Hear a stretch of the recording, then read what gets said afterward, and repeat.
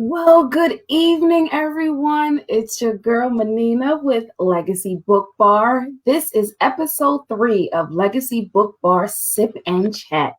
Welcome. Thank you for being a part of our weekly podcast we're doing.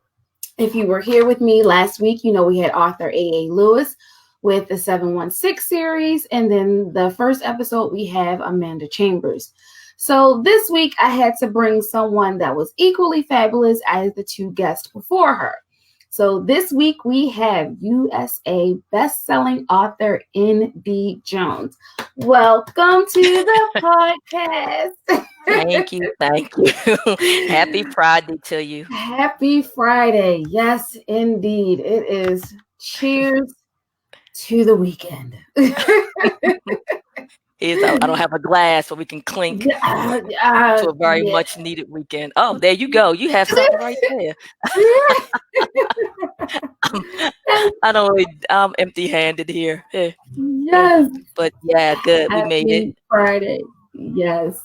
So, if you don't know, N.D. Jones writes paranormal, sci-fi, urban fiction, romance.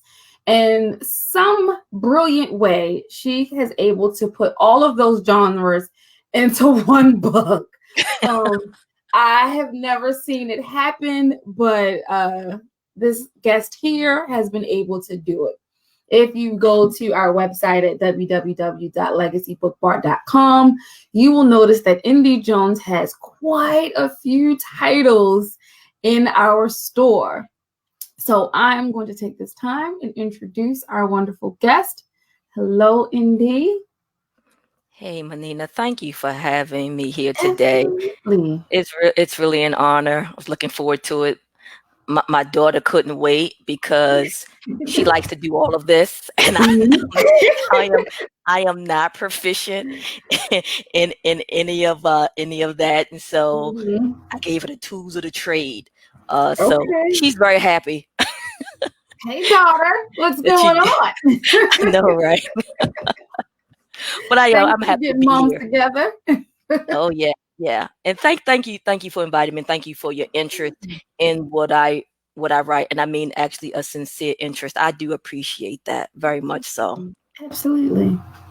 So let's talk about you. Before we get into your books, let's tell the ladies and gents, who are you? Where did you come from? Like, how did we get here today? Like, give us a snippet.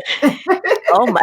Because I know, but the world needs to know. So I'm trying to keep this really, really short. So let's see. So you know, we're both Marylanders, and I can tell you that in education, actually, I was a teacher in high school. Where I actually lived. The high school where I used to teach. I was a department chair for social studies, literally right around the corner from where I live. And so that's really what I did for probably 10 years. That was my career. So I taught African American history and U.S. history and United States government. And I loved it. And I taught mainly African American children and then a lot of kids from the Caribbean islands. You know, a lot of them come over, you know, in Baltimore, and so they were in the schools.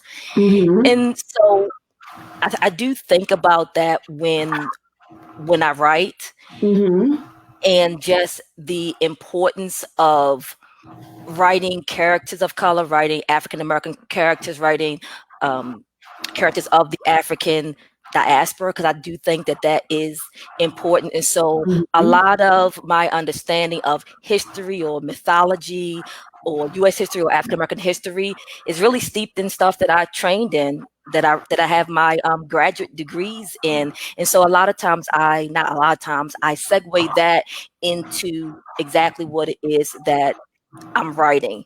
Okay. So having that historical background, understanding about different cultures and so forth, and just knowing how to do a lot of research, all that plays into what I write and what I'm interested in, and that Mm-hmm. just bleeds over. So we talked the last time, I read comics. I Mm, love Black Panther. I love Storm. And so when you read stuff with magic and shapeshifters, I kind of get a lot mm, of that from looking at comics, from watching mm. anime, or or cartoons. That's a lot of things that Okay. I have in common with my son and with my daughter. I play video games, so I have a lot of these different so-called nerd Okay. tendencies. Very So it kind versatile. of It's bleeds okay. together. Yeah, but it really bleeds together if you're involved in a lot of that stuff, and then you're thinking about it's still fantasy, it's paranormal. And Mm-hmm. so a lot of that bleeds naturally into really what I write. Okay. Okay. Really quickly, we got a couple of comments in the chat. We want to say good evening to Karen and Shakira. They said good evening. Karen was on the book club call we had a couple of weeks ago. Nice. I just gave her Queen's Pride. So she Oh, just sent me wow. an emoji with her eyebrow raised, and I didn't even say anything back because I was scared. I'm Oh, not I even don't gonna know what tell that her is. anything. I'm not going to tell her anything else about it. I'm just going to Oh, let her keep lovely. reading. And we also have Amanda Chambers. Amanda Chambers writes under Serendipity. She was our guest Oh, for yeah. episode 1. And she said yes for teachers turned authors because she was a college professor Oh, who heck yeah. turned into an author, who then turned her being an author into being a whole publishing company. So you So two many. have a So I lot. see that so often with the sisters that I've met online. I mean, it's one of the benefits of actually being online. I'm not a huge person on Facebook, but I will tell you that I've Mhm. met the most wonderful, talented people, sister Absolutely. authors, different types of Mhm. authors online. But I found that a lot of them have been in the field of education, and have Yes. made that transition Yes. into writing part of their living, their life, and their passion, Mhm. or like me, doing both. So Mhm. thank you, Serendipity, for joining us. Yes. Very, very. Actually, I can't wait to get the three of us on a call because we've had so much in common. Because she's also from Baltimore as well, so I know Oh, she could give us some stories to tell her. And also, that was part of the reason I wanted to do the book summit. Was so many of us, across the United States, are in so many different walks of life, but we are literally, our journeys are very parallel. And agree, I feel like if we could kind of put together the knowledge and the wisdom that we've known for the time that we've been in this industry, I think we could pass to the next set that's willing to step in the do's and the don'ts and the tutorials. Like, follow us. Like, we agree. know what we've done. We know what's going to work, what's not going to work. So, Mhm. but of course, we'll talk about the book summit in another chat and later on today. So, and my daughter Michaela, thank you so much, darling, for watching the podcast. So, so let's see. In your writing career, because you have an extensive catalog with you. Wait, first, before even getting to your catalog, I don't even think people realize that you and Amanda are very similar. You also have a publishing company, because that's how I found you. Was I was trying to I Googled black owned publishing companies like near me. I was hoping to Oh, find okay. something within the DMV area. Mhm. And I got a nice list. I want to say it's about 10 to 12. Some of the publishing companies didn't return my calls. And then I said, well, doesn't I can't say I didn't try. So let me just send out Right. emails, let me call, let me do what I can do. And then like a couple of days later, you reach back out, and here we are today. So being on the publishing side of this industry, what have you seen, or what do you notice? Or yes, tell us about Tell you about that.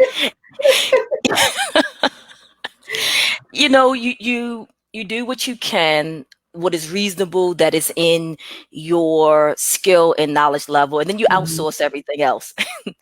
And Right. honestly, I started my first novella was published with just kind of like a traditional publishing company, and sometimes that works out and sometimes it really doesn't. I, and because of, with the contract and some of those contracts, they really want to lock you in like pretty Mm-hmm. strongly. So we're talking about having um a deep well of books, so that was Mm-hmm. what really encouraged me to strike out and to look into doing something on my own.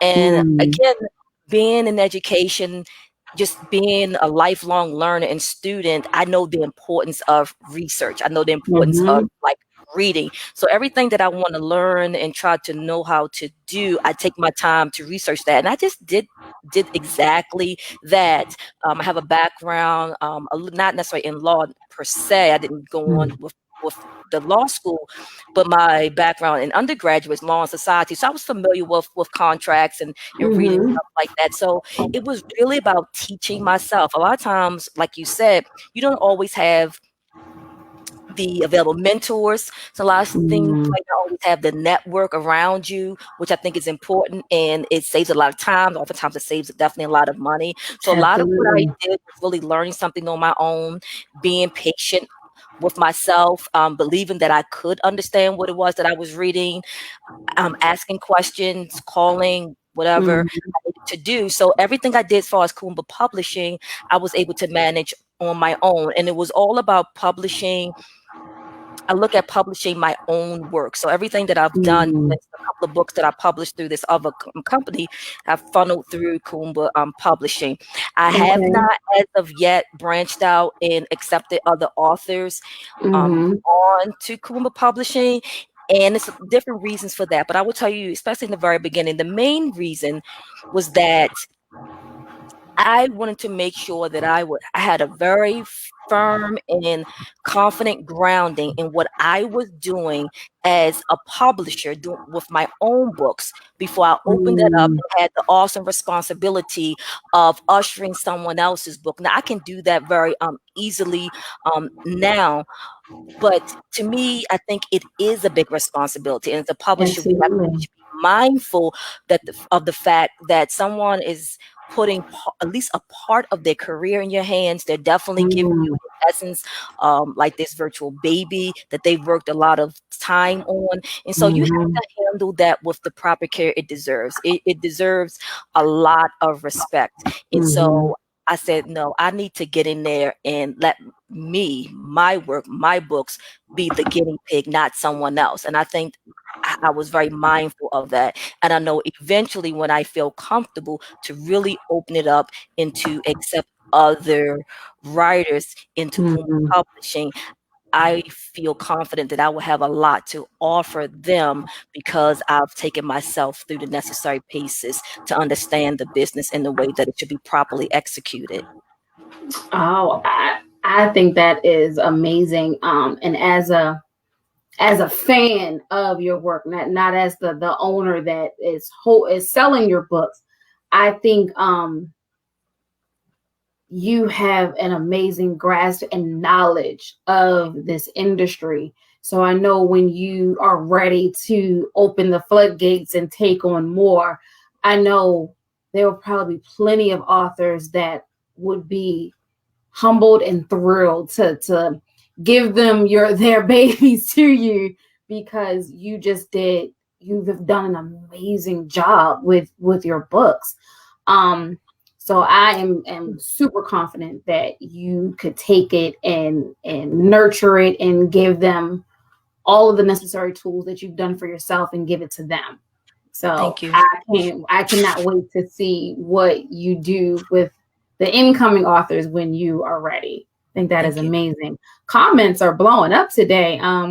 Amanda said these are facts as far as being ready to take on other authors and having that responsibility, and that is a huge job, and you have to be ready because she'll tell you.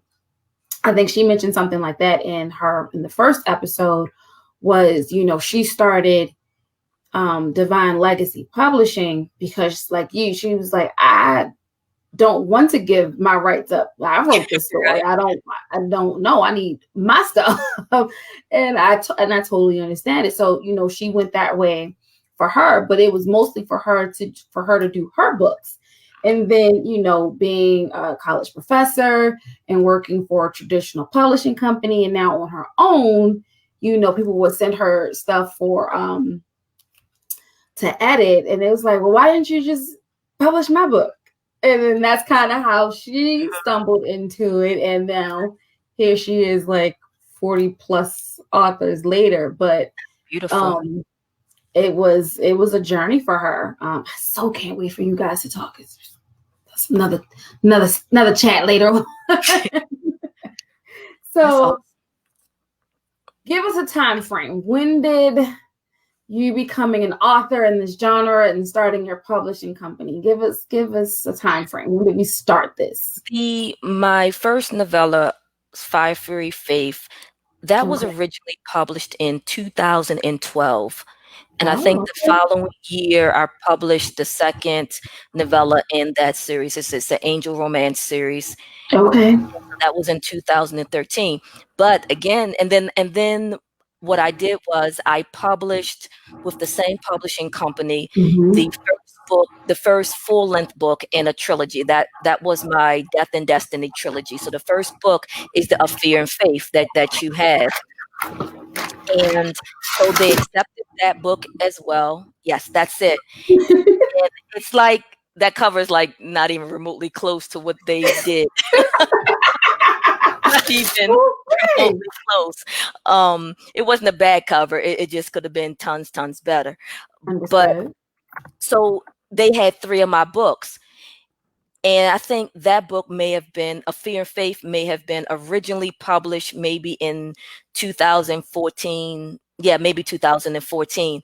And so when they sent me the contracts, I had submitted the second book in the trilogy of Beasts and Bonds. And so when they Mm-hmm. sent me the contract, now, mind you, I read the contract the first time. And so, I'm new, I'm excited. I understood what Mm-hmm. it said. I'm like, okay, yeah, that's fine. I'm good with it. Then when I got it for my second full-length novel, I wasn't as green as anymore. I wasn't as all about the fact that someone thought that one of my books was worthy of being published. And so Mm-hmm. when I read the contract, it read differently to me. It was the exact same contract, but I Mm-hmm. had a different perspective when I read the Mm-hmm. contract.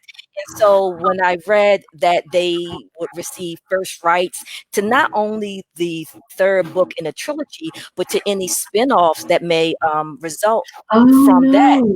Now, when I first signed it for that particular series, at the time, I read it, of course, and I understood it, but Mm-hmm. I hadn't anticipated wanting to write a follow-up series to that. But what happened was, Mm-hmm. as I delved into the story and I really started writing book two, I saw the potential for a follow-up series. So when I read the contract, I was like, yeah, I want to commit to the rest of this series and everything else that springs from that. That could be so many different books. And I didn't feel Right. comfortable. I did not feel comfortable with that type of projecting out, giving them that Mm-hmm. much power control. And so I Right. basically sent the editor a text. I said, what's my flexibility with the contract? Can it Mm-hmm. be edited? And so she said, sure, send me some feedback. And because she didn't know me, I sent her probably like a whole page of stuff that I just didn't agree with, Mm. already probably knowing that she wouldn't agree, and she didn't. She did not agree. Oh boy. It wasn't like I was, some big time author, that was bringing them in tons of money where she felt probably like compelled to negotiate with me. Right, And so right. yeah, we don't really change our contract like that. So we'll, we'll release you. And I was like, great, that works even better. So that's how I was released. I was released from Gotcha. the contract, but then that question became, then what am I going to do? Do I want to keep hunting around for someone Mm. else, or can I just try to take really total agency over my books and what I wanted to do? And so that's Mm. actually 100% of what I did. But I had to wait 5 years for all those books to come out from that contract in Oh order for me. wow. Yeah, but I mean, it's a 5-year contract, and even with the first book that was in 2012, I had to wait for that book to finish with the contract. But then the contract is sneaky because then I had to wait for the second book because it was linked in with the first book. So I had to wait a Mm, whole year for both of those original novellas to be fully released in order for me to have complete ownership and then to upload oh, them again under my own wow. publishing company. So contracts will lock an author in really deeply. Some authors, and I remember reading this, some famous authors, they've lost like literally their given names for years Mhm. as a result of contracts, and they had to take on, pseudonym or something like that. So Yeah. contracts are really serious business, and when Mhm. you're new, and like I said, when you don't necessarily know fully what it is that you're getting into, you can be locked into something that could just stretch out for much longer than Forever. you anticipated. Mm, mm. So, this is kind of one of the main reasons I wanted to do the book summit, and this is actually a good topic. Traditional versus self-publishing. Now, the other two ladies, I already know what they're gonna say because I know them. All of them are self-published authors. With Amanda, like I said, because of her knowledge of traditional publishing, is why she immediately was I'm only gonna do self-published, and she knew her reasons why. With everything that you know about traditional going with a publishing company versus going out on your own, telling the next author that, because I see this question a lot in book clubs, should I self-publish? Now, as a bookstore owner, that's not a question that I can particularly answer. Best I can say is, go with your gut. What does your gut say? Um, I know people that do decide to do more traditional publishing is because they don't want to handle the marketing. That was the most I've heard. Yeah. I don't want to be on social media. I'm not trying to go to all these book events. I just want to write my book, send it off, and then whatever they want to do with it is what they want to do with it. I said, but don't you want to know where your books are? Don't you want to know what your sales are doing? Like, kind of feel like what you said earlier, like this is your baby. So what's your baby doing in school? So um do you feel the same? Do you feel like it's better to self-publish versus going with a more traditional publishing company? I think it's very individualized. I Okay. think you have to know, because I don't think it's a one shot answer for everyone. And so my Mm-hmm. recommendation would be for the person to understand their needs, their wants, their competencies, and where their deficiencies are, like the areas of, Mm-hmm. of, of growth. So for me, like I said, reading, research, wanting to really be in control of different aspects, that fit my personality very Mm-hmm. well. I don't like marketing. And so if that was something that was like huge, I would love to be able to just really to package that, hire Mm-hmm. someone and totally let them do it, because that does not come naturally to me. Like Mm-hmm. at all. But I'm very clear about my personality and Mm-hmm. how much energy I can give to certain aspects of this business, because it is multifaceted. And Absolutely. so you have to also be very clear if you are in a position, for example, to pay for editing, because that is something that Mm-hmm. that your publishing company pays for.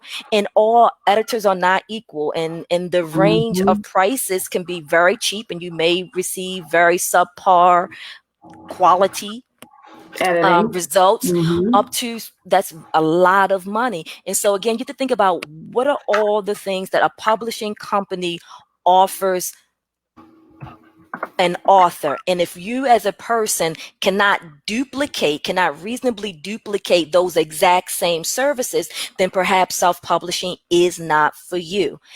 I also think it doesn't need to be an either or situation. You can have Mm-hmm. many authors who are hybrid authors, meaning, some of their works are self-published, and then some of Mhm. their works, depending on what it is, they may want a more traditional publisher to handle that. So I don't always believe that has to be one camp or the other, and it may be Mm, very beneficial for some people, depending on their circumstances, to do both. But I really think it depends on the person and where they are in their career, in their journey, and mhm.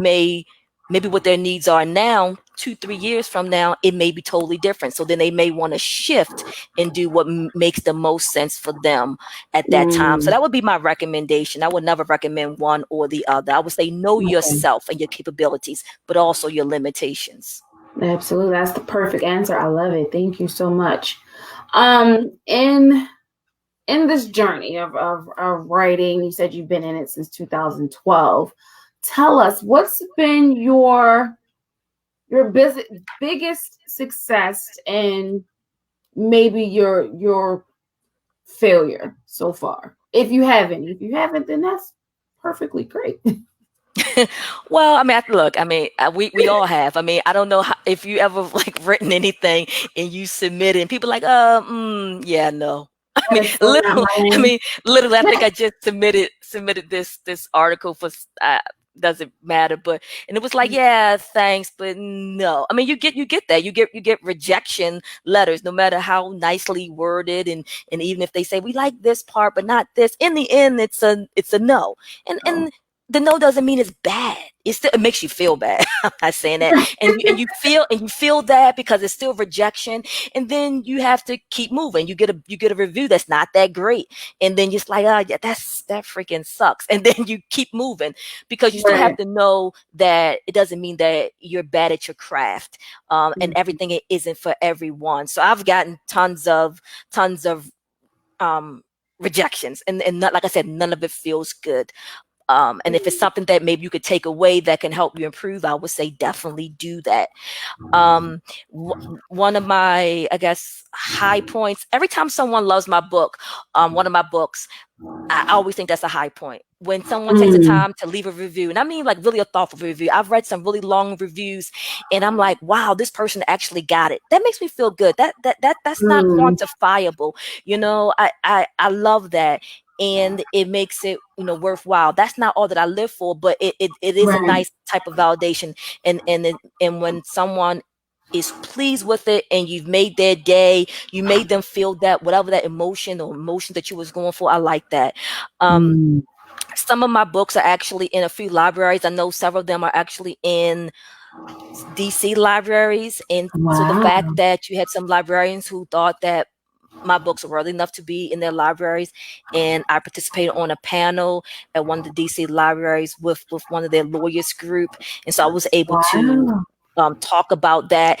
That's been one of my highs, as well. So Mm, it it's I'm kind of a simple person, so when people invite me for things and ask me to participate in various events or to join various mm, anthologies, that stuff humbles me, and I appreciate it because I see that mm, they must see something in what it is that I'm doing, in my mhm, branding, and how I present myself on social media, and what that I write, that they think that I'm a good person to know, to work with, to collaborate with, and mhm. I value that part. So for me, I always think of that as a high. Oh, I think I almost got a little teary Do not, do not. there. I'm not gonna let you be. All right. All right. That So includes you, but no tears. That includes definitely you. When you sent me that email, I was like, "Who is this sister?" I was like, "This is awesome." I told my husband. He was like, "Who is that?" He's like, "Yeah." And let me tell you something. My husband's a Scorpio, and he is hard on people. And when he gave you two big thumbs up, sister, so if you can get a Scorpio to like you, girl, you did something there. Oh, yes, yes. And it's, oh, I will never forget when he came to the Bible. He was like, "Babe, your books is on the shelf." That endeared him to me so much because I could feel his love and excitement for you to be like, Yeah. it's my book stand, look. And I was like, no, I know he didn't see me post these pictures all this He time. does. And then, but I guess, that was the first time you guys had ever came out. I Mhm. had the stand so they weren't just laying down. And I was so excited. I was like, I'm going to put her book in the stand and this one in the stand. I don't have enough. So I was like, every other book got to go in the stand. And I was just so grateful that day, Queen's Pride and I think Crimson Hunter were the two in the stands. And he was so excited. I love that support and that like love magic. I love it. I love it. Thank So you. now let's talk about, because like I told everyone, you have some amazing, amazing books in the bookstore. While we're on the call, people can go to the website, go to www.legacybookbar.com.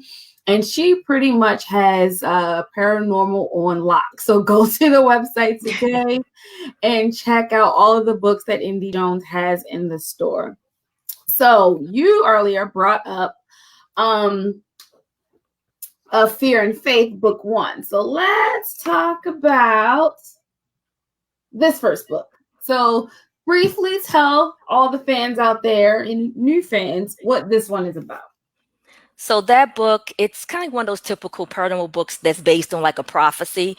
Okay. And so the prophecy basically there is these African goddesses actually, and so they're waging this war, and they use witches. So you have witches and I have shapeshifters. So all my witches in the book are elemental witches. My main character, who is Sonora Williams, Dr. Sonora Williams, she is a fire witch. And so the prophecy basically says, like, kind of like every 500 years, they will have the goddesses will use these witches, their avatars, to fight in battle. And of course, it's always for the fate of the world. And so, so of course, if they lose, like I told you, I read comics and I get anime. it. So that's always I'm the thing, right? Everyone's gonna die. gonna die. Save So the you world. have, right, it has to be, life or death, high stakes, right? So then you have the water witches, and they have their familiars who are these shapeshifters, and Asufa Berber, he's an FBI agent. He's from the Sudan, and he turns into this mythical animal referred to as a mingwa, and that is actually part of some African mythological lore. And I was thinking, how a lot of times in some witch mythology they have familiars, and so I've Mhm. made the mate their automatic, like their familiars, and so a Fear and Faith Oh. really opens that up, that they know who they are. They know they are. He is the what I refer to as the cat of legend, and Sonora, the heroine, is the fire witch of legend. So they know exactly who they are and what their role is, but doesn't mean that they really totally accept it, because who really wants to Mm. acknowledge that is the fate of the world really rest in their hands. And so a Right. lot of that is that big plot point, but then also, of course, the romance part of the meeting, of them falling in love, of them really trying to bond, because they are powerful individually, but they are more powerful as a Mm. couple. And you really see that as the series progresses.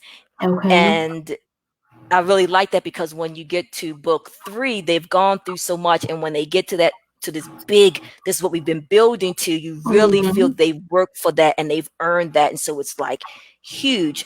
And so that series was my first attempt at a full length novel. I didn't realize until I started working on the trilogy that I truly was capable of writing full length books, because I told you my Mm. first 2 were novellas, and I see, even after I've published them, I'm like, yeah, I can see areas in which I really could have, with those novellas, expanded Mm. that universe, spent a lot more time and digging a lot deeper than what I actually did when I first started out. But that's just called growth. Right. It's okay. Cause But look where we no, I'm not getting on myself. But I'm just saying, you see that, and I'm glad that I'm able to see that, and I know now that when I write my books, you take the time to really delve Mhm. deep. And for me, whenever a book is done, it's done. I don't try to meet a particular page length or anything. I just now Mm, know when a book feels done. And when it's done, okay. that's it, no matter how long it is. 200 No. pages, 300 pages. When it's finished, it's done. Okay. I like it. I like it.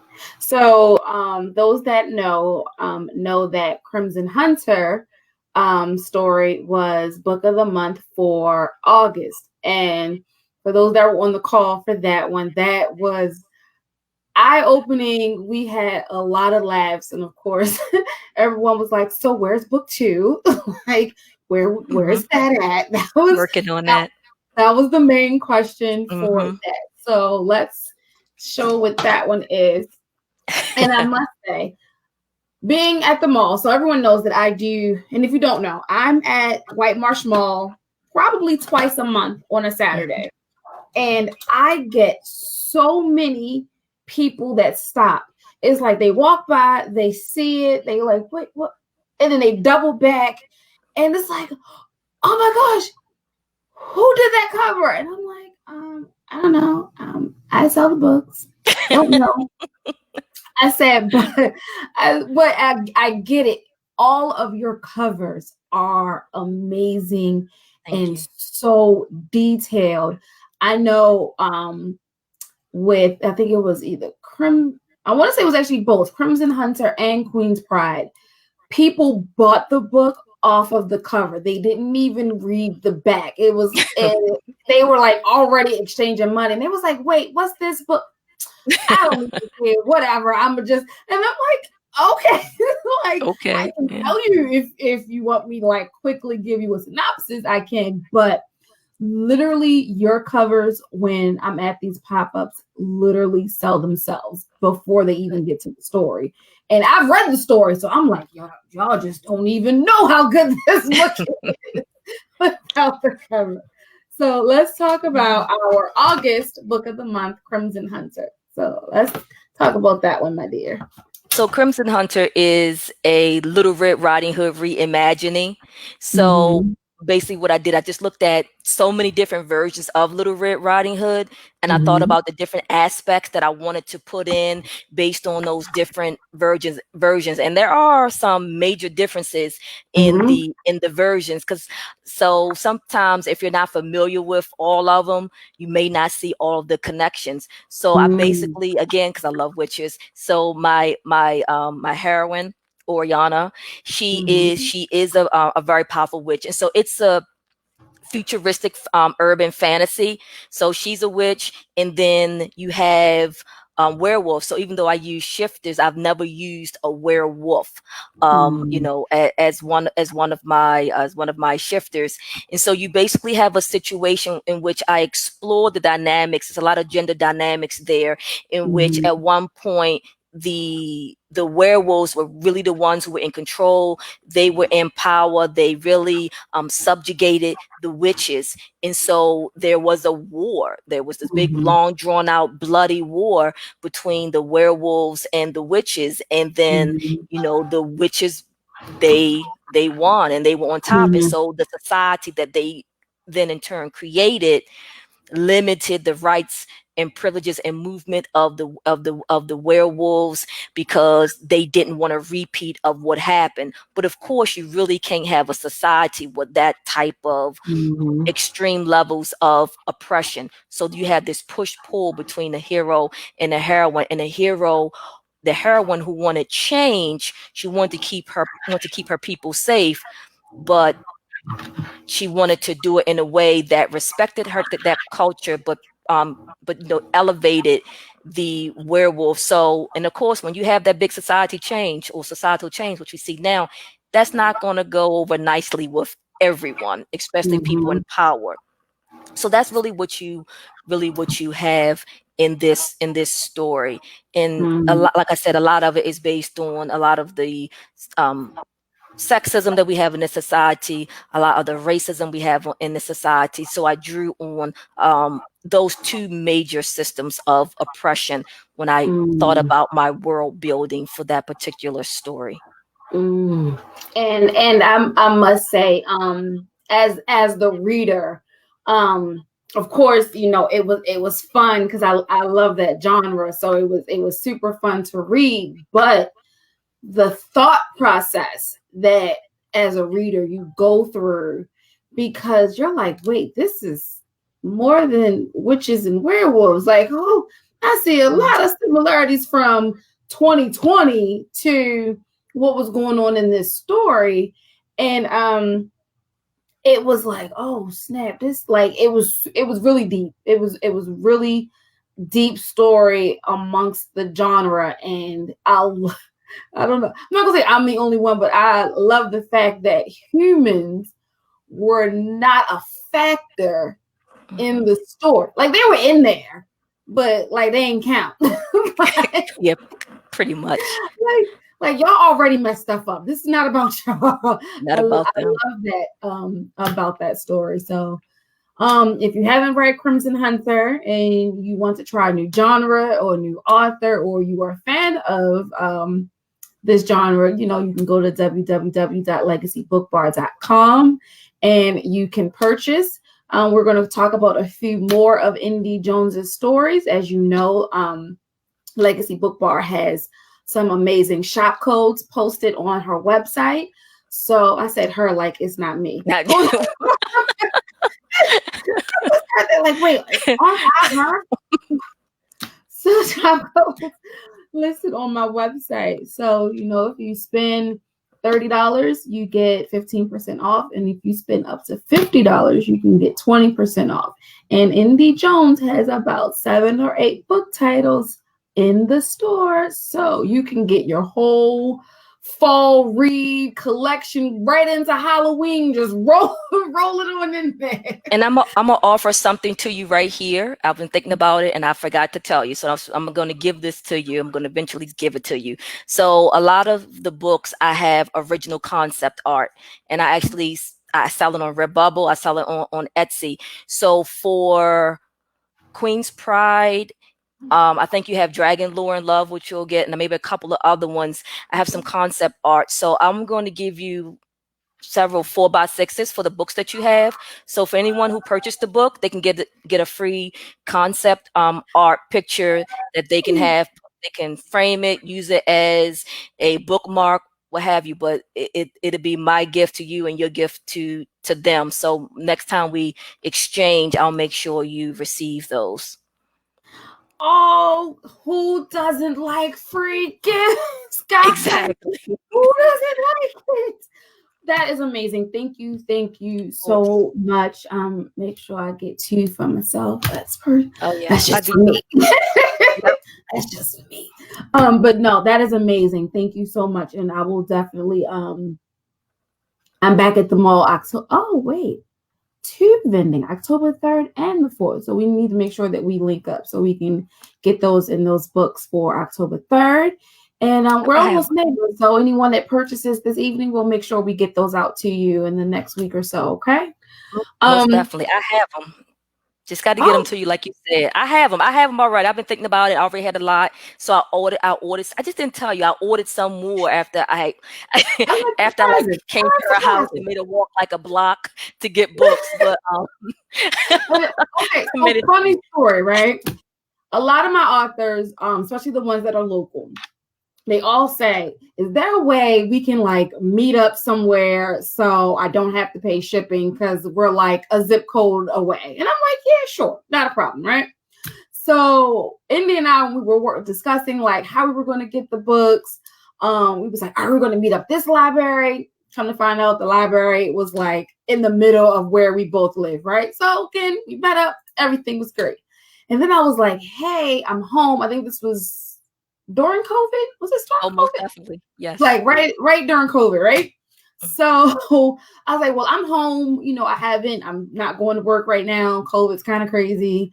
And I was like, well, you're more than welcome to bring them to my house if you want to. So I gave her the address. She was like, hold up. Let me find out we neighbors. So for Baltimore, Baltimore is super, super small. So it's not quite down the street. But you know how Baltimore is like down the street and around the corner is like 5 minutes away? That's us. 5 minutes That away. is us in a car. We're like down the street, around the corner, 5 minutes away, people. Yep. Super funny. Like, who knew, right? Baltimore is great. But this is how connections work. And I will say this. In this industry, or whatever your industry is that you happen to go in, when it comes to marketing, you cannot be afraid to call, send an email to a person that you feel like can help you help them. Never be afraid to do that. I always say when I first started in this industry, I just want a bookstore. Like, I just want a bookstore because I really like to read. And like you, I did like 8-9 months of research just to let me get my tax ID number, to get my company. Before I even started marketing, is like 9 months of research. And I said, I just want a bookstore, just want a bookstore. Now I went and got a marketing team. Well, yeah, team, might as well say. And after a year, because we started in June of 2019, I have so surpassed just a bookstore. But I had to come out of my shell to be able to say, so who do I call? Like, where do you get books? Like, where do I get the books from? Like, I want, and as people know, Legacy BookBar, it caters to the self-published author. So there is no, let me just get this influx from HarperCollins or this influx from Simon & Schuster. Like, yes, I get books from them, but I really want the self-published. So that means I have to go on Instagram and Facebook. I have to get into these groups. I have to Google who's around me, who's in my area. And when you do that, it's like, all right, well, I found them. Now, how do you talk to them? Don't be afraid, because like Indy said, you will get some no's. And I have gotten a few no's that's not what they wanted to do. And I said, okay, I totally understand. And then there are some like you and A.A. Lewis and Indy Jones. And I just got a new one, Arthur Bree, that have all said yes. So, I went from a whole bunch of no's till about 20, 24 yeses that are selling in the bookstore. So don't be afraid to market. Don't be afraid to ask questions. Don't be afraid to, well, I know you said no to this part, but I got option of B and C. Because option B and C might work for the both of you versus option A. So I've had to learn how to remarket, and not necessarily rebrand, but definitely remarket the attraction for authors to come to Legacy BookBar. And you and some of my other ones have been riding with me since February, and I am so thankful for that. And it's just been an amazing journey with all of you. But that's my little kind of like self rant for a second on that one. Back to the books though. I must say, it's hard for an author like yourself that has so many books in the bookstore. And if people don't know, when the authors submit their books to have in the store, I literally read every book. So I actually asked about Queen's Pride, because that was the cover that originally sold me. And she was like, well, that's not coming out until June. I'm like, what do you mean? This is, I want it now. She's like, no, but I got other books. And I'm like, okay. And then it's like, well, let's look and see what we have. And then it's like, oh, wait, you do have other books. Okay, let's see. And then I read them all and was like, oh my God. So fell in love with the genre. Don't tell anybody, but I think Queen's Pride is probably my favorite. Don't tell anybody I said that. Don't tell anybody I said that. I love them all. Now, listen, people. Yes, I say Queen's Pride is probably my favorite. That does not mean that none of her other books are good. This is a personal reader's favorite, okay? As a reader, not as a bookstore owner. Queen's Pride? Because first it was A Fear and Faith. And I was like, oh, this right here. She didn't give me a whole series. Then Queen's Pride came, and as a reader, I was like, I'm just ready for the book to read because that was the book I wanted in February, and I just can't wait to read it. And then Queen's Pride came out, and I was that fangirl that text you at 11 o'clock at night You did. I and was loved it. like, why did you do this to me? Like, this was not like owner to bookstore owner to author. This was like, a girl, It really? was. I loved it. This was not it. Like I try to have really good relationships with my authors. Because I want them to feel like we are in a family. We are a unit, and you are giving me your babies, and I am going to nurture them, and I am going to do the absolute best that I can in selling your books. But on the flip side, I am a reader, okay? I take reading very seriously here, people. And as a reader, I was like, wait, what? And that was chapter 1, okay? I got to chapter 3 and was like, nah, sis, I'm not even about this, as I'm still turning the pages in the book. I legit read this book in 6 hours. Fangirl moment. So, as I introduce Queen's Pride, Miss Indy Jones, tell the Okay. world about this story. I don't even know if I could top that. I love everything that you said. I remember that night, and I felt that it was the reading that was beautiful. And I remember saying, "You was like, no, you did not just do that." And I just kept saying, "Well, just keep reading." You're like, "Yeah, I'm gonna keep reading," but you're I'm like, "No, going you didn't to, just read but this, right?" A Queen's Pride, and I know I said this when we think another time, but the character of Aisha, she's when the story starts, she's 18. So the cover is actually her like 20 whatever years later, when she's fully, into her beautiful queen self. But she was a Mhm. beautiful young queen at the time. But so that she's like the absolute youngest heroine. And it's not, you read the book. It's not a book that's actually, even though she's 18 and she comes 19, it's not a book that's written for teenagers. It's No. total, adult themes, and what she goes through is very much an adult. And you can see the youth in her when it begins, and you still can see it throughout, but it's really a strong, hard coming of age story. And I threw in the whole bit about being a shifter, but the shifter piece Mhm. is just one aspect of it. And I will say, and I think about the character, and I think I've said this before, but I don't believe I've ever treated. Probably, I think I have a couple of characters that I probably treated probably really badly. And you know what? I had to grow into actually hurting my characters. I hate to hurt my characters. That's what some people are like. Yeah, they do all types of stuff to their characters, and so that was part of my growth as an author. That sometimes you have to really put your characters through a whole lot, and I do. But that poor baby, Mm. that poor baby, and but that's kind of like the heart of the coming of age genre. Mhm. I- it's it's really about character moments. It's really about the Mhm. characterization. I have a lot of action in it, but all that is it. The action really doesn't mean a lot without all the character pieces there, Mhm. without all the emotions being there, without the development of the relationships and the Mhm. love of the characters for each other and how they view Mhm. themselves. That's really what moves a book. That's really the emotional piece.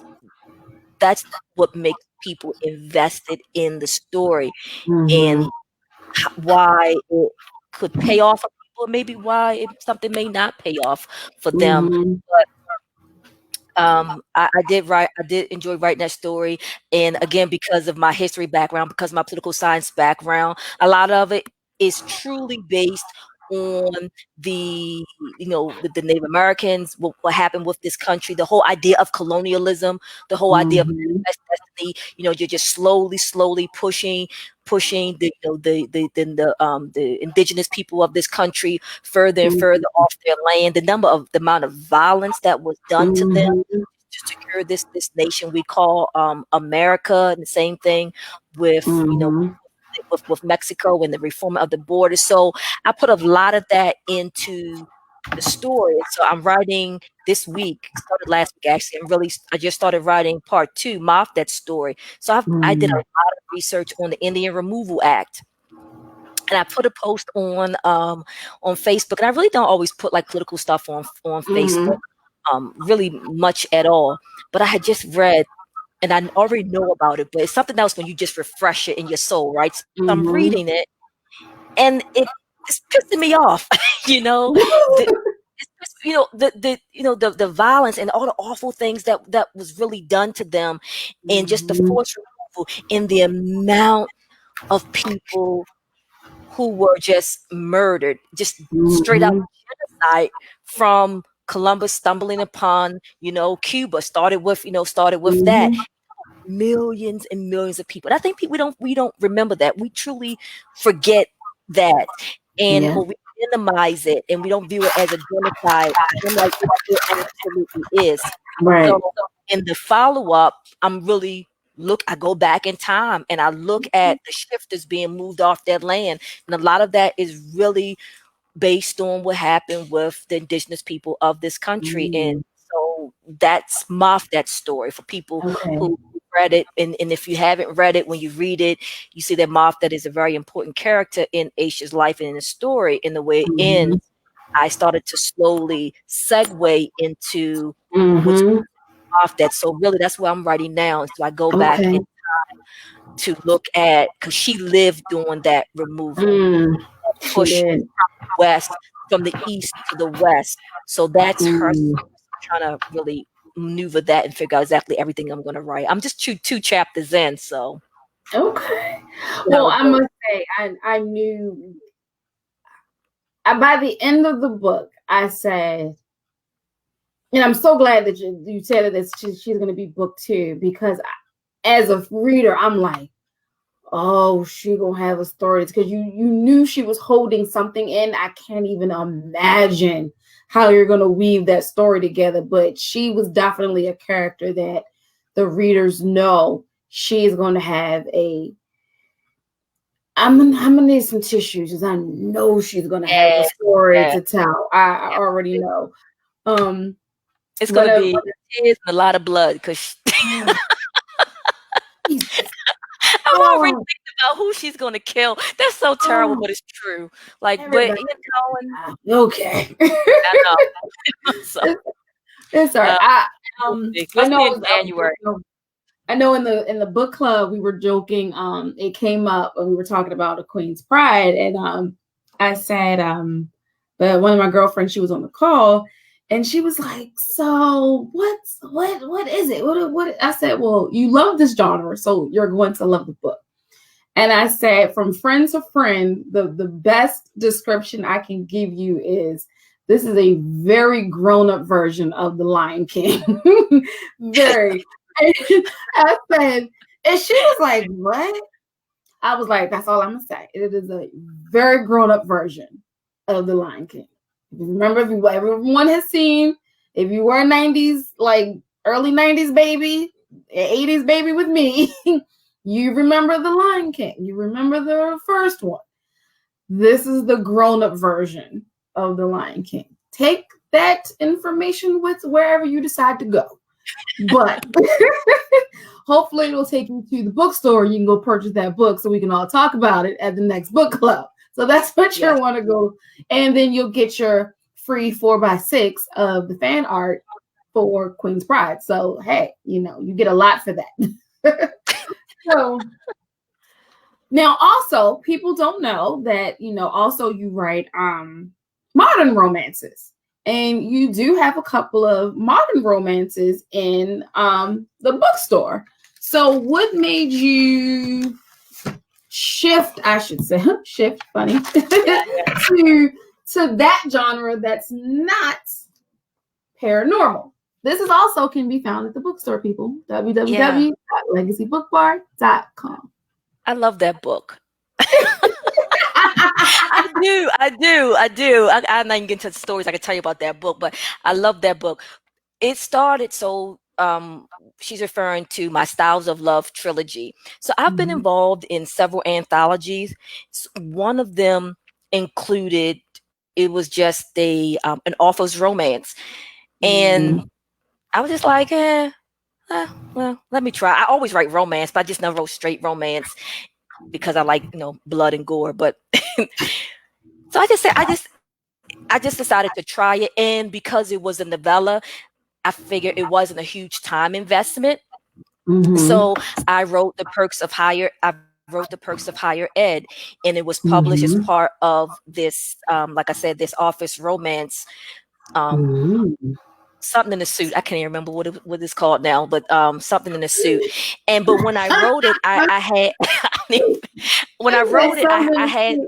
I don't Lord even know. Jesus. It's called something in the suit, but Lord I Jesus. had these other secondary characters. And so, but by the time when I finished writing it, I kind of had an inkling that the way that I framed it, it was definitely more Mhm. to tell. So the novella was complete. It was a happy finale for that couple, and it was a little part there that I say how it ended. I was like, I could have a Christmas part of this. I'm like, hey, Mhm. everyone always running around doing these Christmas stories, Mhm. and when I received feedback from it after it was published, people was like, well, Mhm. it's going to be anything else?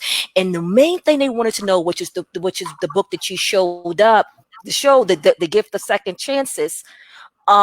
People wanted to know about that couple, because in the perks of higher ed, I had a couple that's been married like 20 years. They have Mhm. 3 children, and the husband, he has a short-lived affair. So you find out that in the perks of higher ed, he's working his butt off to try to keep his Mhm. marriage because he doesn't want to lose his family. He recognizes he had a Mhm. mistake, but his wife is like, and so she's going through a whole lot. Now we know Mhm. that that's just the truth. People are Right. married, people cheat, people do a lot of different things. We forgive, we fight, we do all that kind of stuff. And so Mhm. when people read it, they was like, well, where's Sean and Angie's story? And I knew it. And I'm like, yeah, you're right. And so it was then that I decided, you know what? Let me finish with the first couple, make Mhm. tell that their rest of their story, because I had built up a big enough world Mm. with these characters that I knew that I could write 2 more books. And so I went from having a novella, which was the perks of higher ed, and I basically kept that the way it was. Mhm. And then I finished Sky and Malcolm's story in the wish of Christmas present, so a Mhm. little play on words there. And so I followed that, picked that story right up where it ended. Okay. Has a big Christmas theme. And so I Mhm. finished their story in typical, romance fashion, with a happily ever after. And then Mhm. I wrote Sean and Angie's story, which was the story about, how do a couple who's been married as long as they have, with that level of betrayal, how can they overcome that? And I can tell you, as a person who's married, I don't like reading or watching movies about adultery. It just rubs me the wrong way. I don't Mm. want to see somebody cheating. I don't care if it's a man or a woman. I just don't like that. And so here I am. Mhm. I'm like, okay, now you say you're gonna write this, right? And so, right? Now she But gotta write what she don't like to yeah, watch on no, right, TV. right, no, but because I know people are like me, they don't want to read that. So my task was, how do I take a man who betrayed himself, not just his wife, but who betrayed Mm. himself, and how can I write him in such a way, in their story in such a way, that readers who don't really want to read about cheating, that they root for that couple, that they want them Mm. to work through what they have, and they want him to be successful, and they want her to fall in love with him again. She never really fell out of love, but they root for Mhm. that couple when you don't want to read a story about a man cheating. So it's a lot that Right. went into that. I mean, I didn't really show him cheating. I had to show, Right. Right. but I had to be very mindful about how I wrote them as a couple, how I wrote Sean as a man, how I Mm. wrote her as a woman.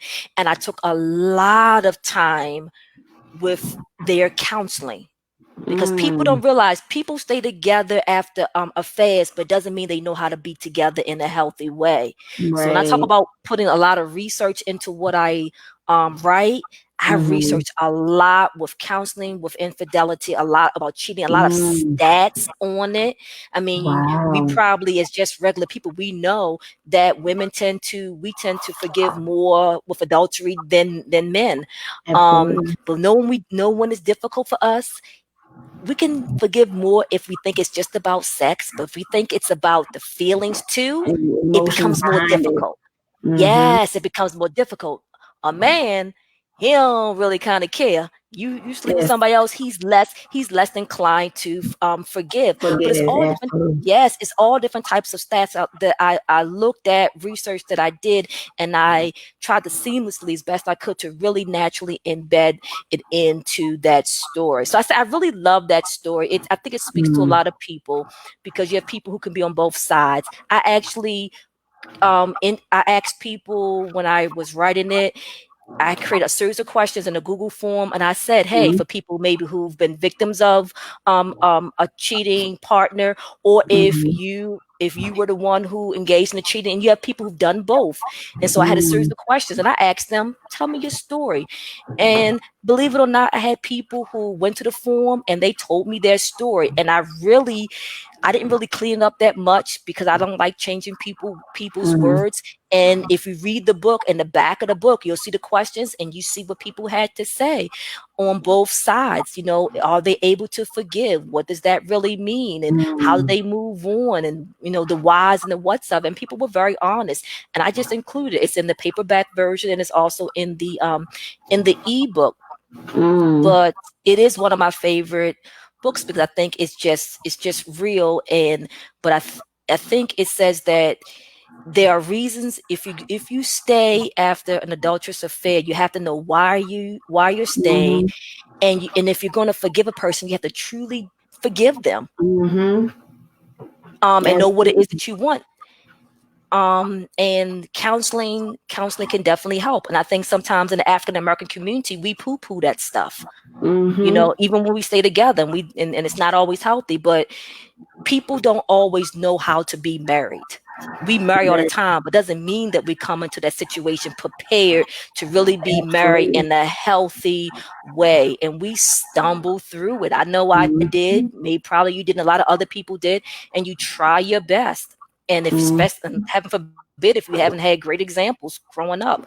So Mm-hmm.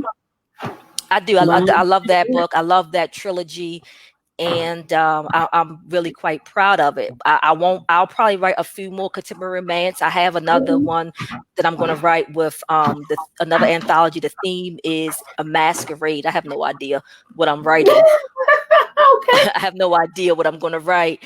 Let me I'm hear thinking part. about so we'll see. I won't write tons of contemporary romance. That's just just not what I do. But I'm Okay. glad I tried it. I'm glad that I know that it is something that I am capable of writing and writing Mhm. well. And I've received good feedback from it. So that's always nice to know, and nice to know that I can also do that and will do it sometimes when the mood hits me. Okay. Well, as your fan, I don't think there's a genre that you could not write if you were inclined to just think I'm going to write a crime novel this time around. I Oh, don't think I don't think there's a genre that you couldn't. It might not be your chosen genre, but mm, I think with your talent of writing, you could write in any genre if you chose to. And that's just me as a fan. I think oh, absolutely you could. thank you. You Um, have I I'm here appreciate for it. that. Right now, I'm here for it all day, all day. And I agree 100%. It was so funny. Talking to my daughter. My husband and I have been together 10 years, married for 8. My parents are still together, and my husband's parents are still together. We were not even sure how the conversation of marriage or relationships like came. I don't know what made her bring it up. And I was telling her, I said, marriage is a job. It's you don't once you get married, you clock in. There is no clock out. And I said, what some people fail to realize is your wedding is one day. It's one day. That is it. From the time you walked it down the aisle till maybe you come back from your honeymoon. That is the extent of it. And then after that, the hard work, Yep. you have to put that in. Yes. You just like you raise your kids, just like you take your car in for its routine maintenance. That is what you have to do in a marriage. There is not just, oh, it's like my wedding day. No, it's no, it's not what this is all about. And having to explain that to her, and I said, we work at it. We were fortunate to have, great examples. But we both know that, being married, my parents have been married 45, his parents have been married 48, 47 going into 48 in this year. And we both know that didn't just happen just Exactly. by, some leprechaun, and you threw some fairy dust on it, and poof, it's been 45 years later. They've raised kids and grandkids, so jobs and illnesses. So it's not easy by no means. But I do say that with my first marriage, I wish I was strong enough to realize that counseling is okay. I wish I would have known that. No, like my marriage was going to end regardless. Like there was nothing that was going to stop that part of it. But the emotional side of having to deal with the dissolution of my marriage, I needed counseling. Right. But people don't talk about it. Yep. People think like, oh, that's just for white folks. They don't. Exactly. And it's like, nah, bruh. It's not true. Whoever needs it should take advantage of it. That's exactly right. And, going into my current marriage, we were both like, oh, we're going to do premarital counseling. Oh, we want to talk about some stuff. And up until recently, the pastor that married us, he would come over we would have him over for dinner twice a year. And he would talk to us. And he was like down to earth. And he's like, so you're tripping. And let me tell you, he was so honest. He did that up until, he passed sometime last year. But, we still did that. And it's okay to do that. Because it's not going to be easy. It's not always roses and champagne, and it's like, bruh, go downstairs about your business, please. Or if this girl don't take her and her new hair every day to another room before I hide her hair, like that's real life over here. It is. Some days it's like, oh, that's my boo right there. You have those days. But it's okay as long as, the love, the respect, you still have that. And I know a good friend of mine says, they've been married 20 years. And they said sometimes the love might not always be as strong as day one as it is in like year 17. But if you still like that person, like every day you like them, you can rekindle what you feel like you lost. It's like rebranding your business. You rebrand your marriage to what works in that particular season. And at first when she said it, I was like, what are you talking about, lady? And then here I am, year 8, like, oh, that's what you meant. Got it. But as 2 married ladies, we can have this talk all day long. No, I mean, I think just as far as I think the whole mental health issue, if we're speaking about, for example, the Black community or the African American community, then we know it's not a monolith. But I think there are some things with mental health that we don't really do well. And whether it's through marriage counseling or depression or so a lot of other things. And I think that is something that is valid, that really needs to be brought to the surface and need to be Absolutely. honestly talked about in the community. And so when I thought about the counseling, I didn't want to I didn't want to give them a quick fix, because it's not real. You know, you have someone you're married 20 years and she's blindsided, she had no idea. You have to learn how to get past that. The whole issue of trust and forgiveness, that's a real thing. So, you know, and so I was very purposeful about the counseling. And I remember one of the parts that I read, and I thought about this when you was talking about your first marriage, and you said, you know, there was, even if we went to counseling, there wasn't going to be any resolution to it other than what happened. And that was actually part of what I read. And they talked about that sometimes people will come in and they think that they're coming in to try to resolve their marriage. And they say sometimes what you find out is that the counseling is you're counseling them how to be apart, because that's really what may naturally occur, because Exactly. it may not be. And so that was one thing I thought was very interesting. And one thing I did put in the book, which I think is a truism, that one of the ladies that I watch TED Talks, and she does this all the time, and she says that when you're working through it, that the marriage that you have after an affair is not the same marriage. Absolutely not. It's a different marriage. So it's like, you know, it's not like, oh, let's just go back to this. No, this other thing doesn't exist. So what you're committing to is that we have this different kind of marriage, and what is Yep. it going to look like? Now, that's just real stuff. And I think that's Absolutely. part of the benefit of when people like reading contemporary books, contemporary Mhm. romance, for example. If you're, in my opinion, if you're going to write something like that, you might as well just keep it real, deal with some real serious issues. And I think Mhm. you have to try to handle them with the care that they deserve. And Mhm. um, fidelity or infidelity is one of Mhm. those topics that's very sensitive. I think it's probably very few people who's never been touched by that in some kind Mhm. of way, even if you're like a kid in a household and mom Mhm. and dad are going through stuff, or your best friend, or whatever that case may be. We've all Mhm. been touched by it in some kind of way. Absolutely. So Yeah. I try to be very mindful. Absolutely. And counseling for me would have been counseling to be apart with no anger. Mm, And that was what I needed at that time. Now, of yep. course, 1,000 years later, of course, I got over it. But had I had proper counseling, I might Yeah. not have been angry for so long. Yes. Um, and now, as like I said, I've been with my husband 10 years. So um I had to have some very, I don't think I necessarily was depressed. It's definitely angry for Hmm. a long time.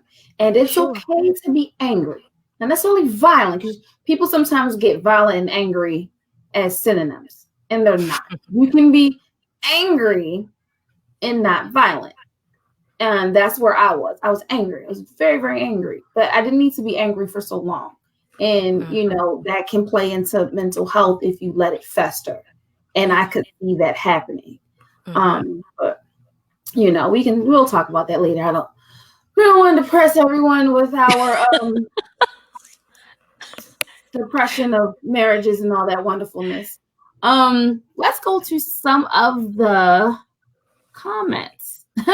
So Legacy Book Bar posted, when the bookstore owner has a fangirl moment. That was me, people. Love I that. had a fangirl moment. So that was me. Karen put the pure evil against the indigenous people. She also posted she wants some fan art. Yes, we'll make sure that you get some fan art. Hmm. We have Nicole Mosby Taylor that said, "Hi, ladies." Hey, Nicole.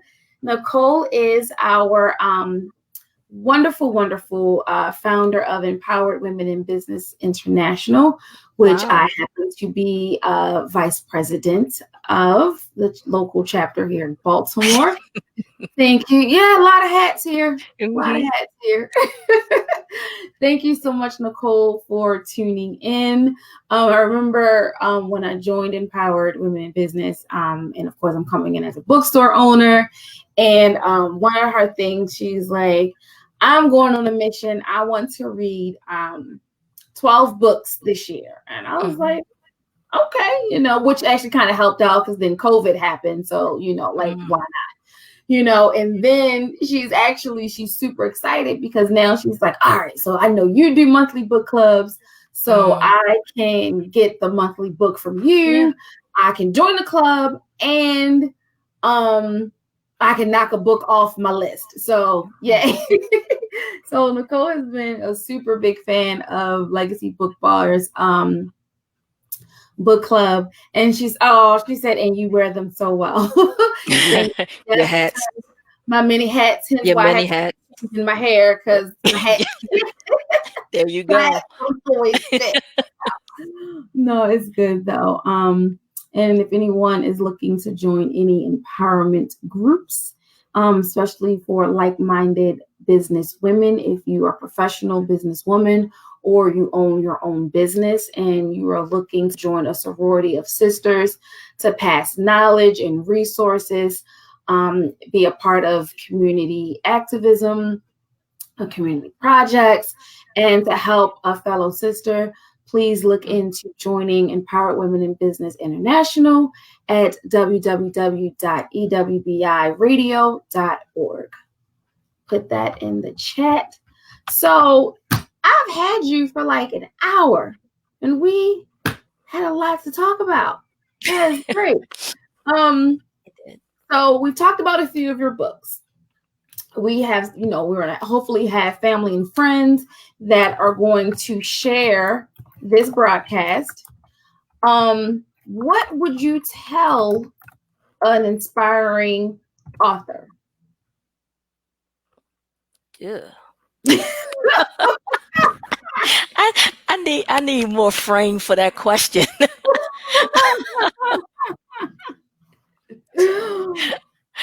Oh my God. Um, I think I love your radio. I love your little radio plug. I mean, everything you just said was like so so nice. That's just like a perfect like radio commercial there, right there.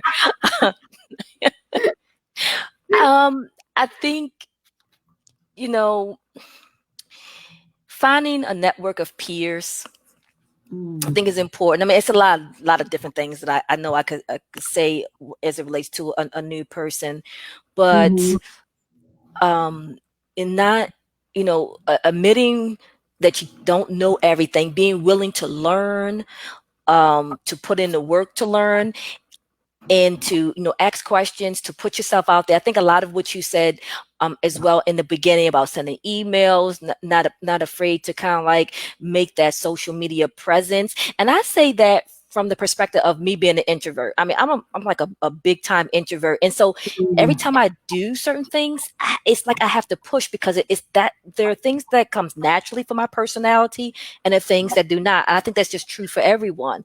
And so mhm, sometimes, like you said, you may have to push yourself past one of your boundaries to mhm, achieve some of your goals. And so even though the actual writing of your novel is, can be a solo act, very little else in this whole publishing business is solo. mm. So you have to kind of be comfortable, or at least fake it, with with really getting out there and meeting a lot of other people. When you talk about the covers, the book covers, for example, I probably met so many different book cover designers. Some of them are better than others. And now I have probably like 3 or 4 that are my go-to people. Something else I want to tell you about Queen's Pride that I think you'll like about that. But don't be afraid to reach out. And if you are introvert like me, this is a great time because social media, email, all that kind of stuff is an introvert's friend. My husband tells me all the Mhm. time. He says exactly what you just said, Manina, earlier. He was like, "It's just an email." He said, "You write well. you're good at you're, you're good at writing emails." And I'm like, yeah. And so even me, I'm sitting up here saying, I don't feel comfortable doing it. He's like, well, write the freaking email. And it's exactly what you said. Either they'll get back with you or they won't. If you never hear from them again, that's a no. But if you never send the email, then it's automatically a no because you haven't even tried. So sometimes you have to definitely go beyond your comfort zone.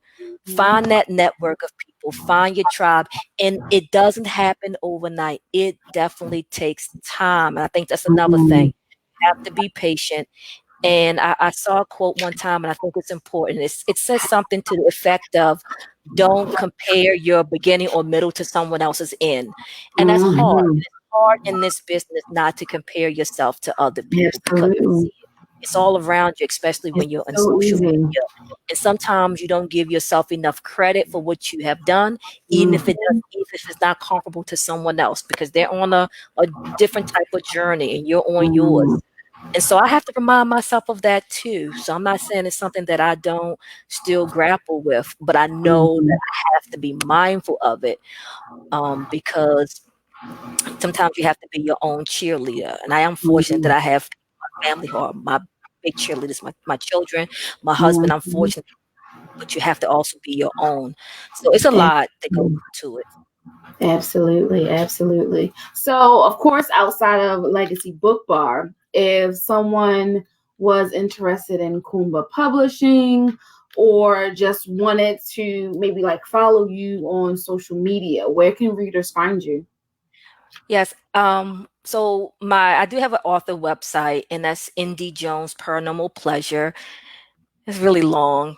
You're talking about learning things. I would have made it a lot shorter, but you know how common my name is. So Indie Jones is like everywhere. So yeah, my website, all my information is on my website, Indie Jones. I do have a Kuumba Publishing website, and I put all my information there as well. My books, my links. I think on one of the pages I have dates far as my upcoming Mhm. works as well. I have actually working on my first nonfiction books, also on Kuma Publishing, and they are actually guidebooks and journals. One is for Black men, and one is Mm, for Black women. And a lot of that is based on a lot of the work I do as a teacher, as a professional development person. And so mm, I'm working actually on that. So if I have any authors out there, just regular people, I have an opening for people to submit stories of resilience, short essay mm, memoirs. Interested in that. I have a deadline that's coming up at the end of the month. But both of those mm, nonfiction books are all about resilience. It's about mm, self care. So the mental health that we talked about earlier is there. So mhm, all of that is on my Kuumba Publishing website. I'm on mm, Instagram, as you know, Indie Jones author. I'm on Twitter, it's also Indie Jones author. mhm, I'm also on Pinterest as well. So I'm that was me trying to branch out and do all those things that you read that you're supposed to do. So I have accounts on all of those different traditional platforms. I also have a YouTube channel as well. I put all my book trailers there. I have a little bit of podcast that mhm. I have posted there as well. And again, that's under Indie Jones. So Okay. I'm around. Yeah. I'm around, definitely. So later in the broadcast, I'm gonna post her Instagram and Facebook handlers, and you guys can find her on social media. Please support, follow, because I know Instagram brings readers, brings more fans, and this is why we do what we do. So it is that time of the evening where I ask all my guests this one question: what do you want your legacy to be? Mm. You know what?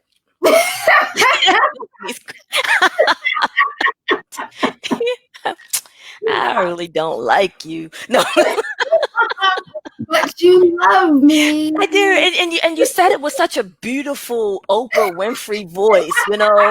Legacy. I don't like the inflection in your tone when you said the word legacy. I can't. I can't with. So,